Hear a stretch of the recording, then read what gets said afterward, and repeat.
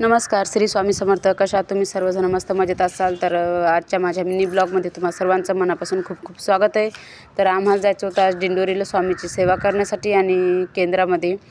तर मस्त पटापट कामं आवरायचे होते. 7 वाजताची गाडी होती. तर मुलगी बोलली, मम्मी तू बाकीचं आवरून घे, मी पीठ भिजवून चपात्या करते. मी म्हटलं ठीक आहे. मग तिने छानपैकी पीठ भिजवलं आणि चपात्या लाटा घेतल्या. तर मग त्यानंतर भाजीचा प्रॉब्लेम असा होता, भाजीला काय नव्हतं. तर मग मुलाला बोललं तू जा बेटा आणि भेंडी घेऊन ये, कारण भेंडीची भाजी बनवते. भेंडी म्हणले मग काय तो लगेच उठला, कारण आजकालच्या मुलांना भेंडीची भाजी खूप आवडते.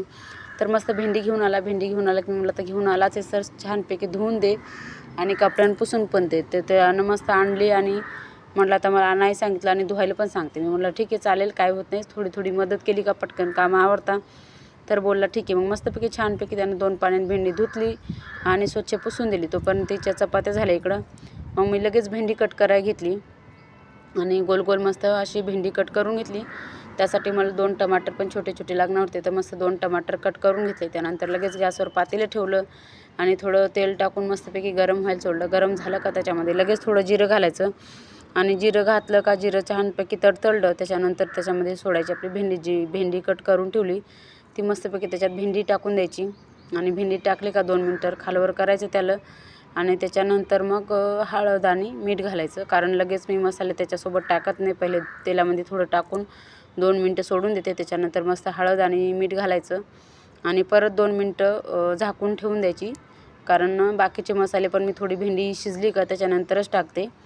तर 2 मिनटं परत खालवर करून सोडून द्यायचं आणि त्यानंतर मस्त टमाटर घालायचं आणि टमाटर घातल्याच्यानंतर परत 2 मिनटं खालवर करायचं आणि 2 मिनटं सोडून द्यायचं.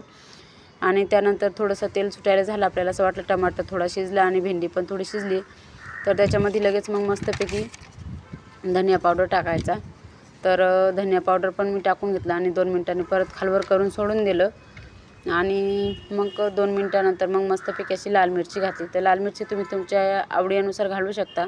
आम्हाला चांगली चमचमीत लागते त्याच्यामुळे मी 1.5 चम्मच घातली, कारण माझ्यावाली जास्त तिखट नाही आहे. तर मग मस्तपैकी 1.5 चम्मच लाल मिरची घालायची आणि 2 मिनटं परत सोडून द्यायचा. जो शेंगदाण्याचा कूट केला होता तो तुम्ही टाकूही शकता आवडीनुसार. जर तुम्हाला नसेल आवडत तर नाही टाकला तरीही छान लागते, पण आम्हाला आवडतो तर मुलं आवडीने खातात, त्याच्यामुळे मी मस्तपैकी शेंगदाण्याचा 2 चम्मच कूट टाकते.